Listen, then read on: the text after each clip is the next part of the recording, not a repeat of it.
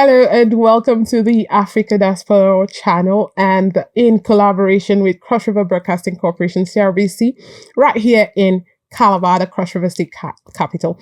Well, this is the Destination Cross River Policies and Investments Opportunities podcast. My name is Esther Kirkovasi.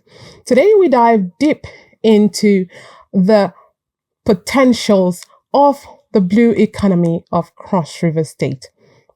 And we need to do, the talk on this area to look at the blue economy, harnessing its potential. We have in the house this morning to do a talk, Larry IDEHEN, KSC. Larry IDEHEN is the General Manager, Shoreline Logistics Nigeria Limited, Concessionaire to Nigeria Ports Authority, Terminal C, right here in Calabar. Top of the morning to you, and thank you for joining in. Thank you. Okay. Well, before we delve into the conversation for today, in the Efik speaking group of Cross River State, there is a popular saying, and I'm just going to transliterate that to English. It sounds like this: water is sweeter in the cup. Would you be agreeable to that school of thought? Well, yes. Why, sir? The reason is simple. Okay. Water, when we're growing up, we're listening to the iconic musician, Fela and Aníkúlápó Kuti, that says, water not get enemy. Come to think of it, water is not as friendly as it appears or as we believe. Okay. Because other than the one you drink,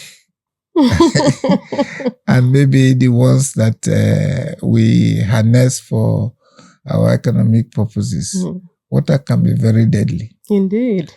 I'll just give you a small example. Okay. Even on our roads, if roads are constructed without proper drainage, when rain falls and it stays on the road, very shortly the roads begin to break down. Okay. So, would you say it's a friend like that? At that point, it's not, obviously. So I think you're with me on that school of thought. The water is sweeter in the cup. Yes.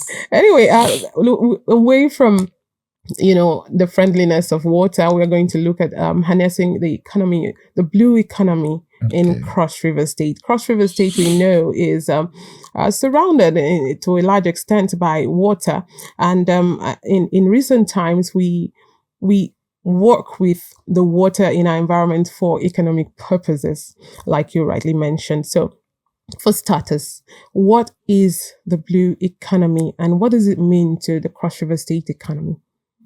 Well, blue economy is, I will say, is a concept that is recently being promoted for the harnessing of the resources in the maritime environment and aquatic life.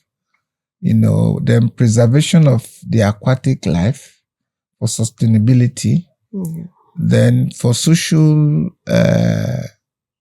benefits like creation of employment, and other social benefits for water, for transportation, and other minerals. There's a common saying that what the 80% of the world's resources are either in water or passes through water. So in that case, water is very friendly. You may, right? Yes. So we found it. Yes. We found the friendliness of water there. Water is very friendly. However, if you're not careful with it, like in the case of water transportation, and because you, particularly those who live and work in maritime domain, and take it for granted that, it's water, we're born in water, we can swim from here to Kilimanjaro. But the truth of the matter is, if you drop into water, and you're not able to rescue yourself, you'll be dead in the next few minutes. So water too can be deadly. Okay.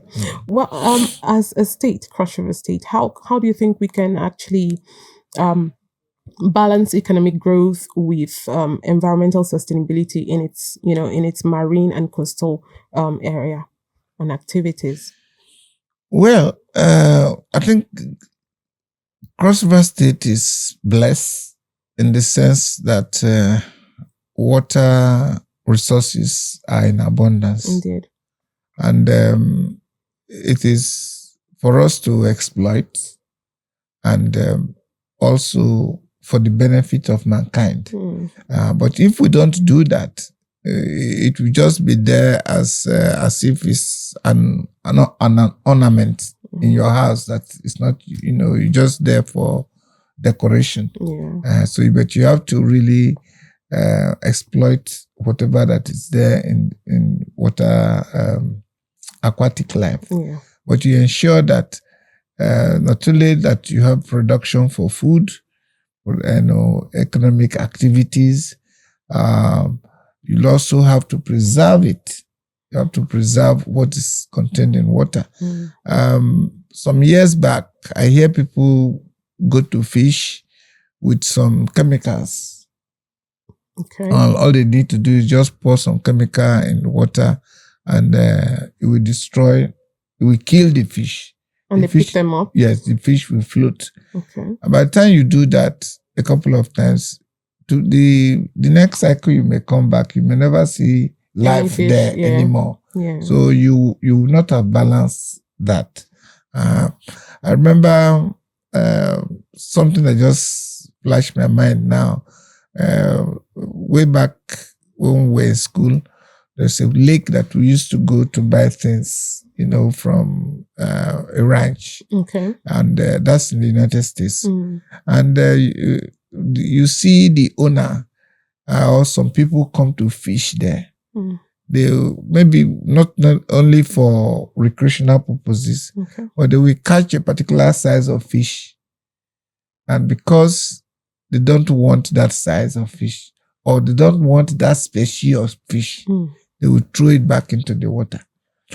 But here, if you put a net, whatever it picks up, we're taking it home. Whether it's frog or you're taking it all home. You're taking it all home. Okay. No matter the size too. So that type of exploitative life is not sustainable. Because the fish factor, in the water, it's expected that each time you go there, you find something to harvest. Each time you go there, you find something handsome to harvest. Not for you to just go there and finish it in one soup. By the time you go there again, you will not find, and you know what will happen to the economy. It's just like a case of supply and demand. When the demand is high and there's some limited supply, the prices will go up. So people will have to take advantage of that. But it is good to have a level of sustainability, so that each time fishermen go to the waters to fish, they will get something to get fish. There's a study somewhere in Norway, and they wanted to ensure sustainability in their aquatic life. They had to do some kind of rationing. Like a waterway. Take the Calabar Channel, for example. They insist that a particular section, they will not farm there, or they will not fish in that area for a period of time. So the fish will remain there, So anytime you go there to fish, you will get fish. So such kind of policy arrangement can help sustain the water. Secondly, we need to maintain it. Well, I think Cross River State is fortunate. Let me use that word. If you travel on Lagos-Ekpe Expressway, there is a river that with a bridge on top of it, where you pass. The entire water mass is almost covered by water hyacinth. Mm. So when the water is not maintained, when things are not, just like you have a farm, you are not taking care of it, you find out that the next time you may not be able to pass there with a boat because of the presence of weed, the water hyacinth that has covered up the place. So it's important that we be able to know what to do. So for Cross River State, whatever we have, it's good that we are able to maintain it. At least the ministries of environment, the federal ministry of environment, is careful to ensure that whatever activity you carry out at the water area, that there is an EIA carried out. What impact will it have? And whatever that you need to mitigate against any adverse effect is taken care of, so that aquatic life will be maintained and sustained. All right, so let's. I had something in mind, but let me not digress just yet. Yes. Okay, so let's look at opportunities and challenges, with the blue economy. Now, when we talk blue economy, our minds quickly go to fishery, shipping, tourism, and the likes. Which of these industries do you think holds the most investment potential in Cross River State's blue economy? Well, it depends on the policy thrust of the government. Terminal building, construction of terminals, like the Bakassi Deep Sea Port. Exactly. Is a good investment for it. But, you also have to weigh the competition.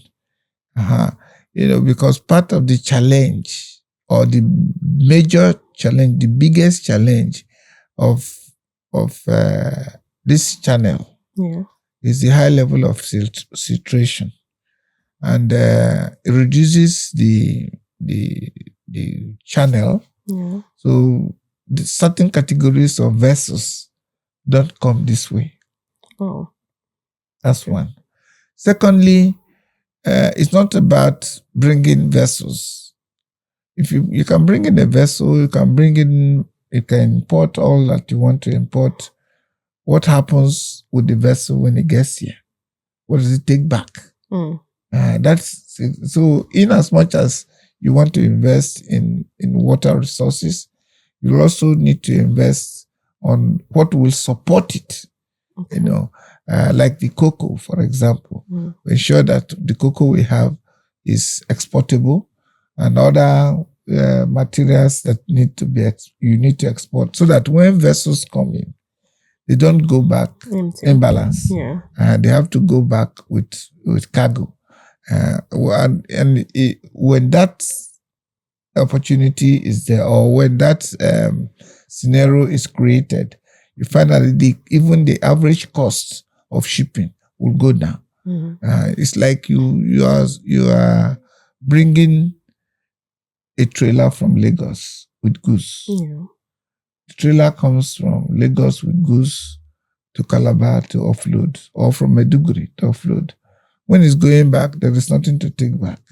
So when the transporter is billing you, it will bill you for to and fro. Exactly. And the cost of to and fro, because there is nothing that is going back with, then the unit cost of what is bringing will go up. But if there is something to go out with, then the cost of the cost will go down, so that whether it's a lorry or a trailer that we're talking about now, or a vessel that is coming in, once there is cargo to come in and cargo to go out, the unit cost of shipping will go down. Okay. I would like to know how we can, as a state, looking at technology, how can technology and innovations like aquaculture or tech, clean shipping, how can these help Cross River State achieve sustainability? Well, technology, generally speaking, is a way of doing things better than we used to do it. So, is it shipbuilding? Is it ship maintenance? Once we have the technology, people will come here for such services. Exactly. Yeah. So if we have the technology to assuming there is a dockyard in Cross River State, and somebody wants to send their vessel for dry dock, and it's available, then they will bring in their vessel for dockyard for maintenance, and that maintenance is job creation and other ancillary activities that go with it. Okay. So if we have the technology to improve on ship maintenance, or we have the technology to develop a massive dry dock facility, vessels will come in here. But again, I have mentioned earlier the constraint of the channel. So if the channel is permissible for such, because the average draft for vessels is about 6.5 along the channel. So even if vessel is higher than that or requires more than 6.5 meters draft, they will not come.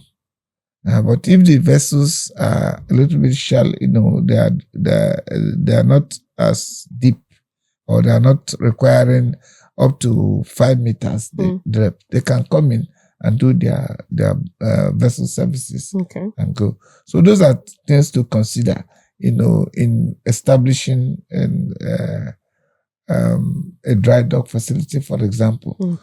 But certainly, if we have the technology, it will help promote the businesses in this area. It will help bring businesses in this area. But in real time, what is the actual situation with Cross River State shipping and with technology advancements? What's your take on the real life situation of our shipping?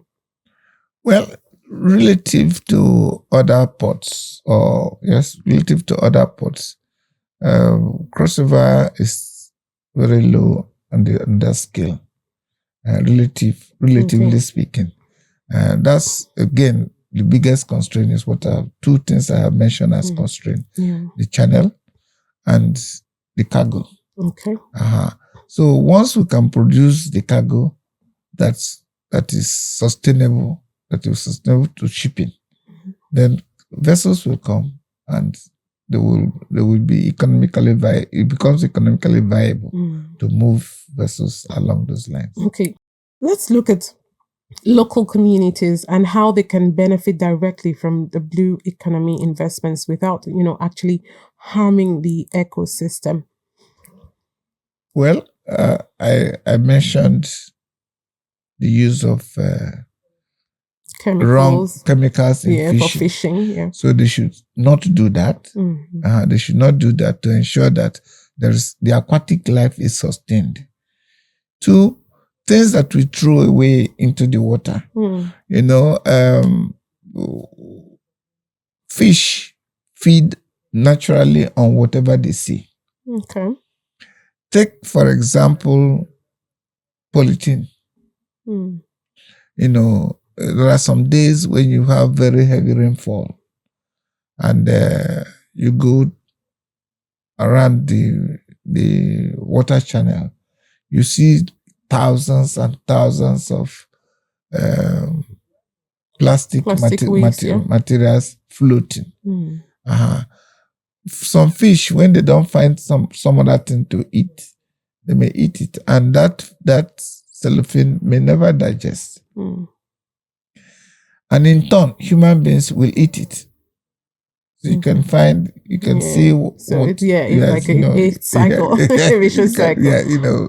So it's important that we control what we throw into the water. The oceans, That's one. 2, we ensure that the type of before we make navigation a dread, we ensure that the vessels that we put on the water are seaworthy. You cannot send the vessel to, say, around, for example. Let me just use that for example. And each time one or two vessels go to Oron. They don't make it.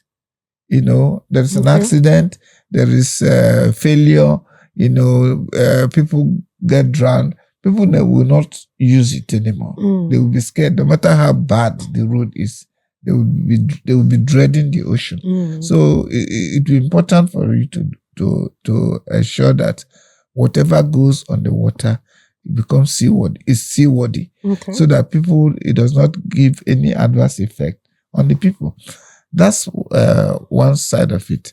The other side of it, in terms of sustainability, well, having mentioned the use of chemicals and all that, ensure also that whatever you do is economically viable.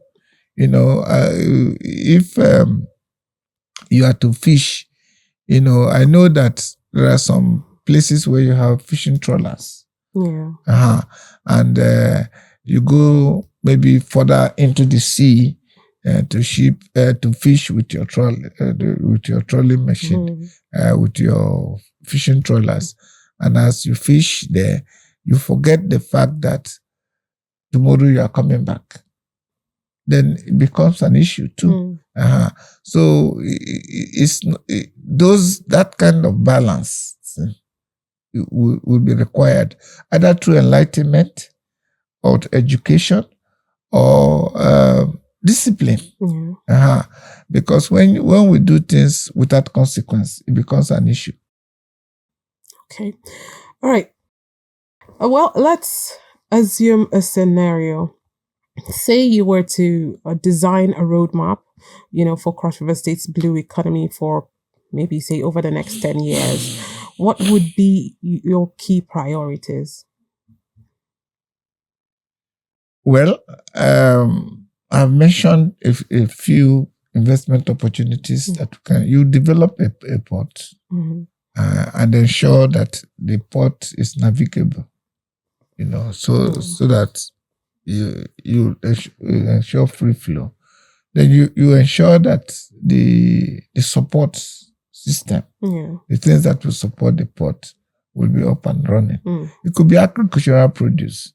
For example, we have people make inquiries of wanting to even ship kernels, shells, palm kernel shells, to places where they are required as fuel, in Europe. So if you can keep that and maintain that, you can, it becomes a recyclable use. So in the palm tree, for example, we are told that there's nothing is lost. And truly, there's nothing lost. That is lost. From top to the roots. Yes, nothing is lost. So if you have plantations, and which is now outside the water, but you in order to support your water navigation, you're producing enough that you can transport to other areas. Cross River State has a lot of natural resources. The cement factories are there. Not all the time that you need to, move cement by road. And that's probably what has damaged our roads the way they are. They could use the sea. It can be promoted to move things, even if it is not even outside the country. You can move it from here to other parts of the country. Nigeria has about 850 kilometers of aquatic line from Calabar to Lagos, and that's a lot. That's a lot. Along the Atlantic. And there are places you can detour to drop your things. So if that investment is made, you'll also have, it will also benefit the country. For instance, if Lafarge the new name is not yet out now. Lafarge is producing massively and sending to both the south and the west, and even other regions within the sub-region. They can go use the waterway to move the things to wherever they want to move it. So that could be, sustainable. It could be an investment that you need to look at, Okay. to ensure that it is sustained. Two, of course, other things, other minerals that there was a time somebody made inquiries about shipping some granite, like these granites that they move from here. Some of them go as far as to Bayelsa. Yeah.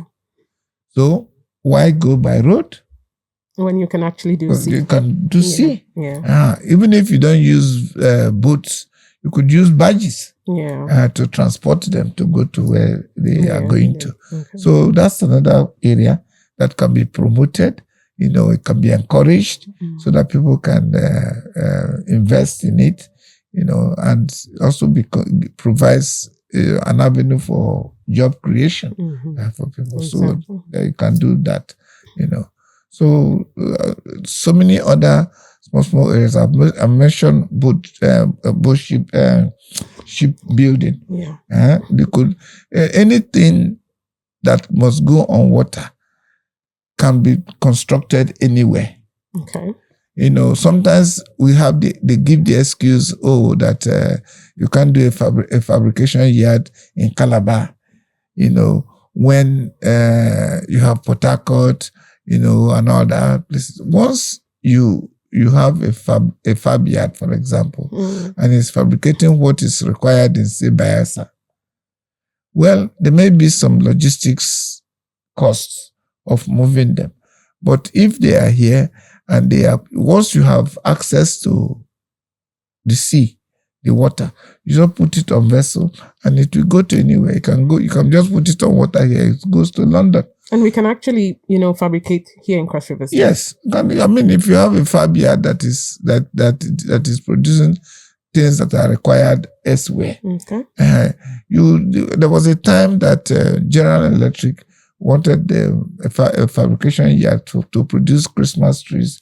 They even started their project around 2014 during the Jonathan administration at the export processing zone.